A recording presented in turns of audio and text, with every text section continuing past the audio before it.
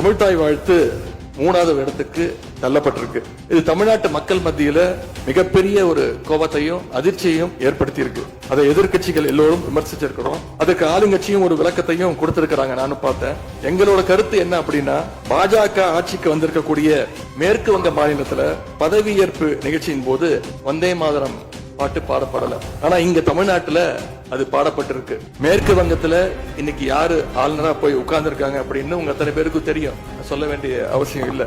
அவர் இங்க ஆளுநரா இருந்தப்போ தமிழ்நாடு சட்டமன்ற பேரவையில தமிழ்தாய் வாழ்த்துக்கு முன்னாடி தேசிய கீதம் பாடணும்னு பேரவையினுடைய மரபையே மாத்த சொன்னவர் தான் இன்னைக்கு மேற்கு வங்கத்துல ஆளுநரா இருக்கிறார். அதை நாங்க உறுதியா எங்களுடைய தலைவர் அப்போதைய முதலமைச்சர் உறுதியா மறுத்தார். அதனால 2023ஆம் ஆண்டு முதல் தொடர்ந்து 3 வருஷம் அவர் பேரவையிலிருந்து வெளிநடப்பு செஞ்சுட்டு போன காட்சிகளை எல்லாம் நீங்களும் பார்த்திருப்பீங்க. இதன் மூலமா நாங்க சொல்ல வர்றது, அடுத்து விரைவிலேயே இந்த பேரவையில ஆளுநர் உரை நிகழ்த்த இருக்கிறார். ஆகவே ஏற்கனவே உங்களுடைய அரசனுடைய பதவியேற்பு விழாவில் நடந்த அந்த சம்பவம், அந்த தவறு மீண்டும் இந்த பேரவையில நடப்பதற்கு நீங்க அனுமதிக்க கூடாது. நாங்கள் அனுமதிக்க மாட்டோம். பேரவையில் மட்டுமல்ல, தமிழ்நாட்டில் நடக்கக்கூடிய எந்த நிகழ்ச்சியாக இருந்தாலும் சரி, அரசு நிகழ்ச்சியாக இருந்தாலும் சரி, எந்த நிகழ்ச்சியாக இருந்தாலும் சரி, தமிழ்தாய் வாழ்த்து என்றைக்கும் 2வது இடத்திற்கு நாம தள்ளி போக விடக்கூடாது. இந்த அரசு அதற்கு அனுமதிக்க கூடாது என்று நான் இங்கே கேட்டுக்கொள்கின்றேன்.